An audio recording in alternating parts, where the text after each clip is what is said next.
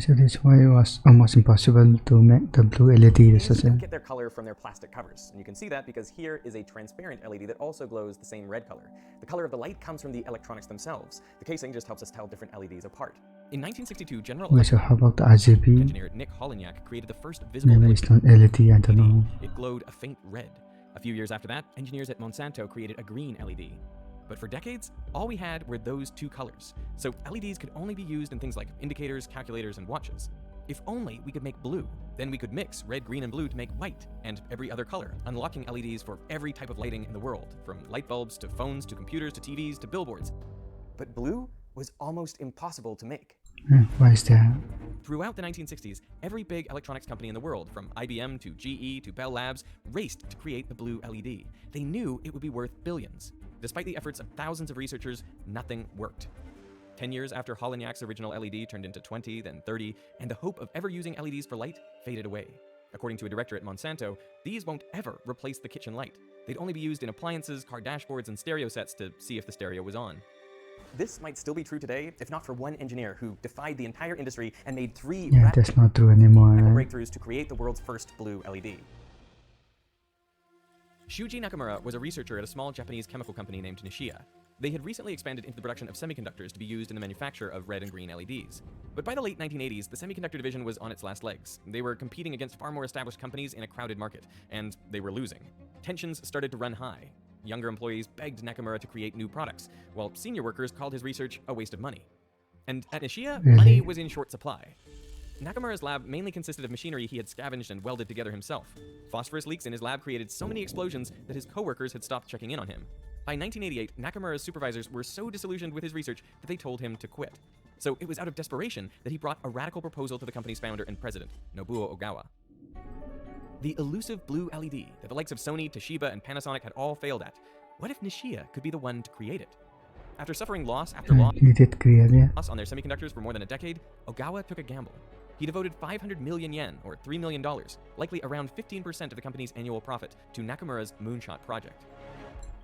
There's a lot. Everyone knew that LEDs had the potential to 1%. replace light bulbs, because light bulbs, the universal symbol for a bright idea, are actually terrible at making light. They work by running current through a tungsten filament which gets so hot it glows. But most of the electromagnetic radiation comes out as infrared, heat. Only a negligible fraction is visible light.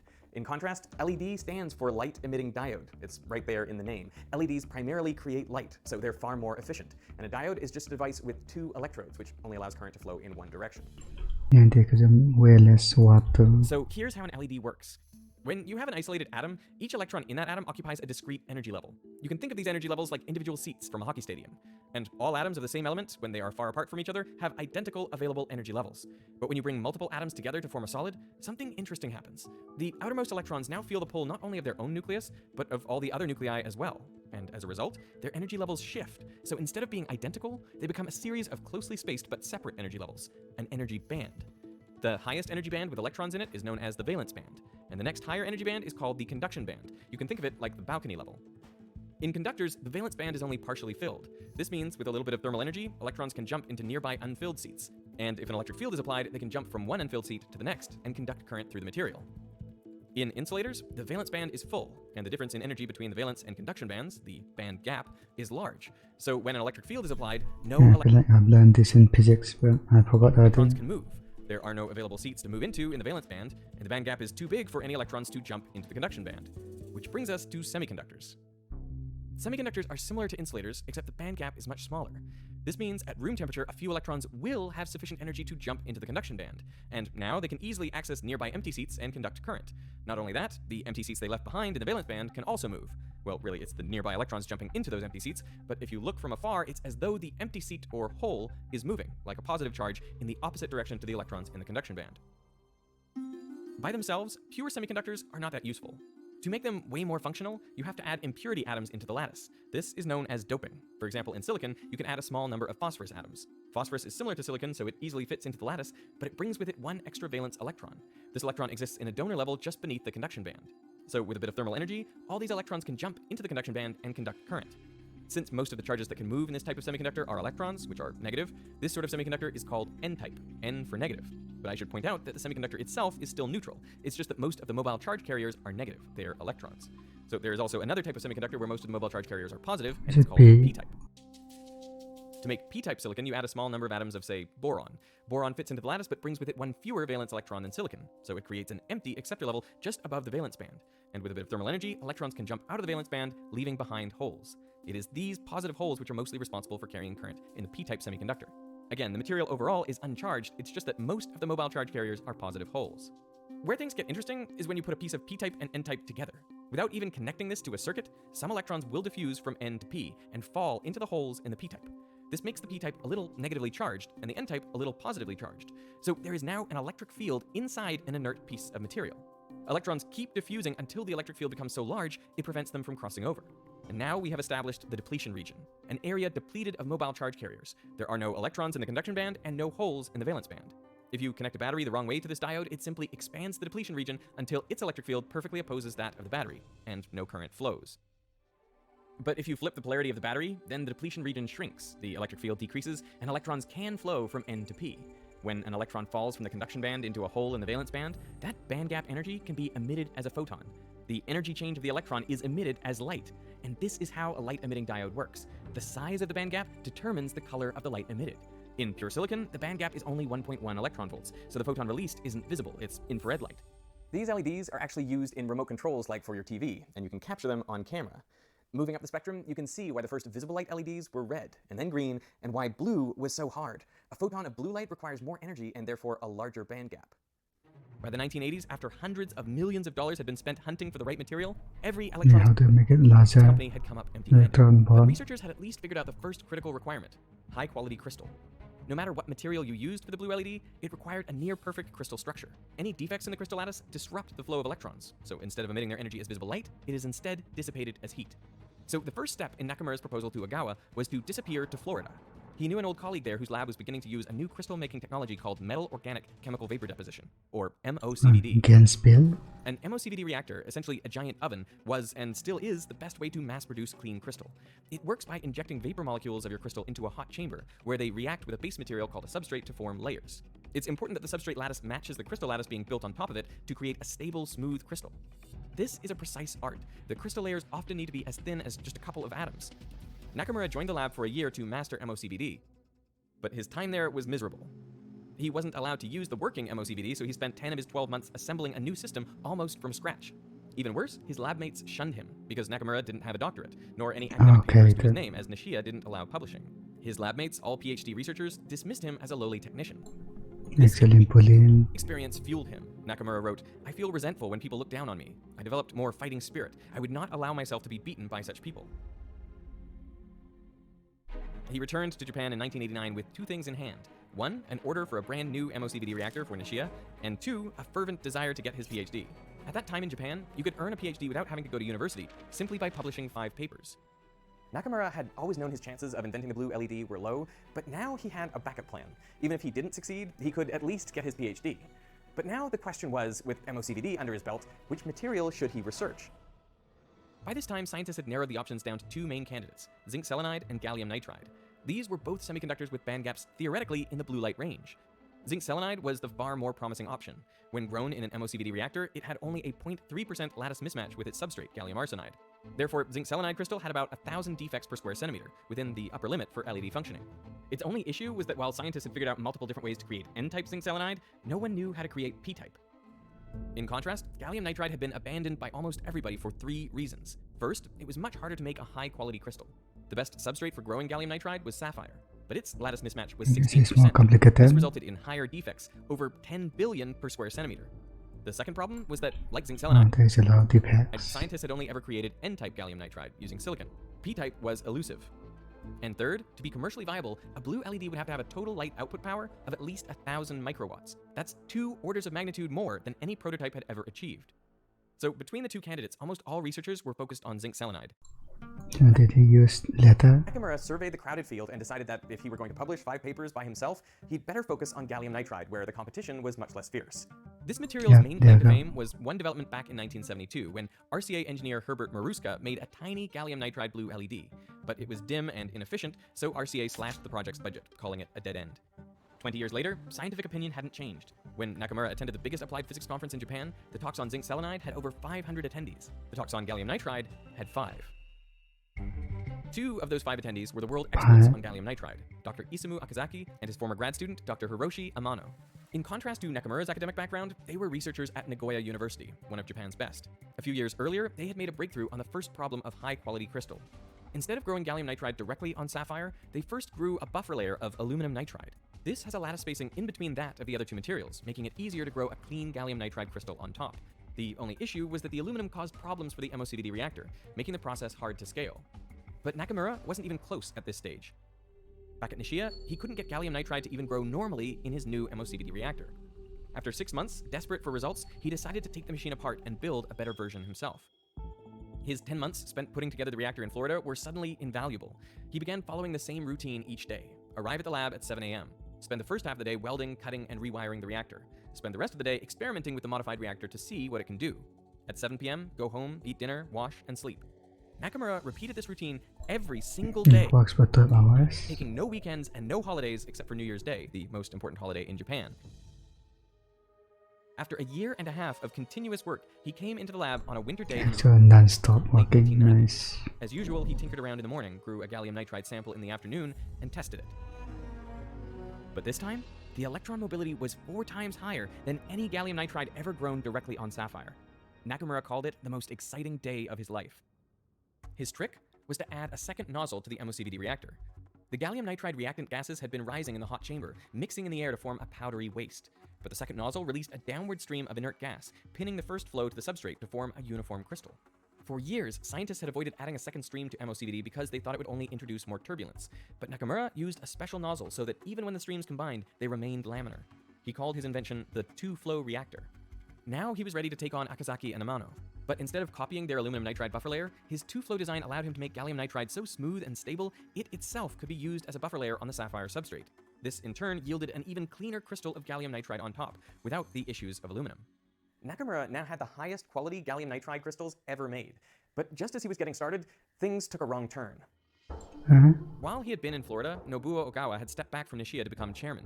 In his day, Nobuo had been a risk-taking scientist, designing the company's first products. It's why he supported Nakamura's lofty plans Nishia is the leader. this time. Amano. But in his place, his son-in-law, Eiji Ogawa, became CEO of the company. And the younger Ogawa had a much stricter outlook. One Nishia client said, he has a mind of steel, and he remembers everything. In 1990, an executive at Matsushita, an LED manufacturer and Nishia's biggest customer, visited the company to give a talk on blue LEDs. In it, he claimed zinc selenide was the way forward, declaring gallium nitride has no future. That very same day, Nakamura received a note from Eiji. Stop work on gallium nitride immediately. Eiji had never supported the research and wanted to end what he saw as a colossal waste. But Nakamura crumpled up the note and threw it away. And he did so again and again when a succession of similar notes and phone calls came from company management. Out of spite, he published his work on the two-flow reactor without Nishia's knowledge. It was his first paper. 1 down, 4 to go. With crystal formation And settled, there's 4 more to go. he turned Amano. to the second obstacle, creating P-type gallium nitride. Here, Akazaki and Amano had again beaten him to the punch. They had created a gallium nitride sample doped with magnesium, but at first it didn't perform as a P-type as they expected. However, after exposing it to an electron beam, it did behave as a P-type, the world's first P-type gallium nitride after 20 years of trying. The catch was that no one knew why it worked, and the process of irradiating each crystal with electrons was too slow for commercial production. At first, Nakamura copied Akazaki and Amano's approach, but he Do you know suspected the reason why this works? the beam of electrons was overkill. It's kind of bad. Maybe all the crystal needed was energy. So he tried heating magnesium-doped gallium nitride to 400 degrees Celsius in a process known as annealing. The result? A completely P-type sample. This worked even better than the shallow electron beam, which only made the surfaces of the samples P-type, and simply heating things up was a quick, scalable process. His work also revealed why the P-type had been so difficult. To make gallium nitride with MOCVD, you supply the nitrogen from ammonia, but ammonia also contains hydrogen. Where there should have been holes in the magnesium-doped gallium nitride, these hydrogen atoms were sneaking in and bonding with the magnesium, plugging all the holes. Adding energy to the system released the hydrogen from the material, freeing up the holes again. By now, Nakamura had all the ingredients to make a prototype blue LED, and he presented it at a workshop in St. Louis in 1992 and received a standing ovation. He was beginning to make a name for himself. But even though he had created the best prototype to date, it was more of a blue-violet color and still extremely inefficient, with a light output power of just 42 microwatts, well below the 1,000 microwatt threshold for practical use. At Nishia, the new CEO's patience had run out. AG sent written orders to Nakamura to stop tinkering and turn whatever he had into a product. His job was on the line. But in Nakamura's own words, I kept ignoring his order. I had been successful because I didn't listen to company orders and trusted my own judgment. At this point, he only had the third hurdle left, getting his blue LED to a light output power of 1,000 microwatts. A known trick to increase the efficiency of LEDs was to create a well, a thin layer of material at the PN junction called an active layer, that shrinks the band gap just a bit. This encourages more electrons to fall from the N-type conduction band into holes in the P-type valence band. The best active layer for gallium nitride was already known to be indium gallium nitride, which would not only make the band gap easier to cross, but also narrow it just the right amount to bring its blue-violet gap down to true blue. This time, Akasaki and Amano didn't scoop Nakamura. They were stuck trying to grow indium gallium nitride in the first place. Amano recalled, "It was generally said that gallium nitride and indium nitride would not mix, like water and oil." But Nakamura had an advantage, his ability to customize his MOCVD reactor. This allowed him to use brute force, adjusting the reactor to pump as much indium as he could onto the gallium nitride in the hopes that at least some would stick. To his surprise, the technique worked, giving him a clean indium gallium nitride crystal. He quickly incorporated this active layer into his LED, but the well worked a little too well and overflowed with electrons, leaking them back into the gallium nitride layers. Unfazed, within a few months, Nakamura had fixed this too, by creating the opposite of a well, a hill. He returned to his reactor one more time to make aluminum gallium nitride, a compound with a larger band gap that could block electrons from escaping the well once inside. The structure of the blue LED had become far more complex than anyone could have imagined. But it was complete. By 1992, Shuji Nakamura had this. And I showed the chairman, I told, please, chairman, come to my office. I showed the blue LED and said, oh, this is great, I became so happy. I had to my office, yeah. After 30 years of searching by countless scientists, Nakamura had done it. He had created a glorious bright blue LED that could even be seen in daylight. It had a light output power of 1,500 microwatts and emitted a perfect blue at exactly 450 nanometers. It was over 100 times brighter than the previous pseudo-blue LEDs on the market. Nakamura wrote, "I felt like I had reached the top of Mount Fuji." Nishia called a press conference in Tokyo to announce the world's first true blue LED. The electronics industry was stunned. A researcher from Toshiba remarked, "Everyone was caught with their pants down." The effect on Nishia's fortunes was immediate and explosive. Orders flooded in, and by the end of 1994, they were manufacturing 1 million blue LEDs per month. Within 3 years, the company's revenue had nearly doubled. In 1996, they made the jump from blue to white by placing a yellow phosphor over the LED. This chemical absorbs the blue photons and re-radiates them in a broad spectrum across the visible range. Soon enough, Nishia was selling the world's first white LED, at last unlocking the final frontier so many had doubted: LED lighting. Over the next 4 years, their sales doubled again. By 2001, their revenue was approaching $700 million a year. Over 60% came from blue LED products. Today, Nishia is one of the largest LED manufacturers in the world, with an annual revenue in the billions. As for Nakamura, to whom Nishia owed the quadrupling of its fortunes, I increased my salary 60,000. Yeah. I heard you only got a $170 bonus. Each patent. So you got a $170 bonus for the patent? Yes. This was all while the blue LED was generating hundreds of millions of dollars in sales. That's just wrong. Gawa had always seen Nakamura's stubborn individuality as a liability, not a strength. The message was clear. In 2000, after more than 20 years at Nishia, Nakamura left the company for the US, where job offers had been pouring in. But his troubles with Nishia weren't over. He began consulting for Cree, another LED company. Nishia was furious and sued him for leaking company secrets. Nakamura responded by countersuing Nishia for never properly compensating him for his invention, seeking $20 million. In 2001, the Japanese courts ruled with Nakamura and ordered Nishia to pay him 10 times his initial request. But Nishia appealed, and the case was eventually settled with a payout of $8 million. In the end, this was only enough to cover Nakamura's legal fees. Only 8? This is all he got for an invention that now comprises an $80 billion industry. From house lights to street lights. While you watch this video on a phone, computer, or TV, if you're outside following traffic lights or displays, chances are you are relying on blue LEDs. We might even be getting too much of them. You may have heard warnings to avoid blue light from screens before bed because it can disrupt your circadian rhythm. That all comes from the gallium nitride blue LED. But as for lighting, there are virtually no downsides to an LED bulb. Compared to an incandescent or fluorescent bulb, they are far more efficient. They last many times longer, are safer to handle, and are completely customizable. 30 years after the first white LED, high-end bulbs today allow you to choose between 50,000 different shades of white. Most importantly, their price has come down to only a couple of dollars more than other types of bulbs, and at their efficiency, with average daily use and electricity pricing, you can recoup that cost in only 2 months and continue to save for years after that. The result is a lighting revolution. In 2010, just 1% of residential lighting sales in the world were LED. In 2022, it was over half. Experts estimate that within the next 10 years, nearly all lighting sales will be LED. The energy savings will be enormous. Lighting accounts for 5% of all carbon emissions. A full switch to LEDs could save an estimated 1.4 billion tons of CO2, equivalent to taking almost half the cars in the world off the road. Today, Nakamura's research is on the next generation of LEDs. They're actually having climate change. Micro LEDs and UV LEDs. So what are they making in there? LED laser power device. This is one of the best facility in the US. And this is because of you. Well, what's a standard LED size? 300 times 200 microns. Okay. Smallest is 5 microns. That is insanely tiny. So basically you can use that for like near eye displays, such as AR and VR. You could have like a retina display that's like right up here. Yep. Human hair would be about that thick? Yep. And that's a really, really tiny LED. UV LEDs could be used to sterilize surfaces like in hospitals or kitchens. Just flick on the UV lights and pathogens would be dead in seconds. COVID-19, UV LED company is not pressing. It's kind of good because everybody expects using these UV LEDs. We can sterilize all the COVID-19. For anything there, we use indium gallium nitride. For UV, we use aluminum gallium nitride. Okay. Because band gap is much bigger. Do you think this is what's coming? It's okay, it works, but probably the cost is too high. Since it's less than 10%, the cost is very high. But if the efficiency becomes more than 50%, cost is almost comparable to the market now. And you think it will happen, right? Like the efficiency will go up. Yeah, I think so. It's just a matter of time. Yeah, I think so. And he's even tackling one of the biggest challenges of our time. I'm interested in physics. So. Me too. I'm still interested in nuclear fission, so recently I started the company of nuclear fission. Really? Oh yeah, last year. No way! No way, no. There's a strange walking In style. 2014, Nakamura, Okazaki, and Amano were awarded the Nobel Prize in Physics for creating the blue LED. Shortly afterwards, Nakamura publicly thanked Nishia for supporting his work, and he offered to visit and make amends, but they turned down his offer. And today, their relationship is still cold. But perhaps even more important than the Nobel Prize, by the time Nakamura released his blue LED in 1994, he had published over 15 papers, and he finally received his doctorate in engineering. Today, he has published over 900 papers.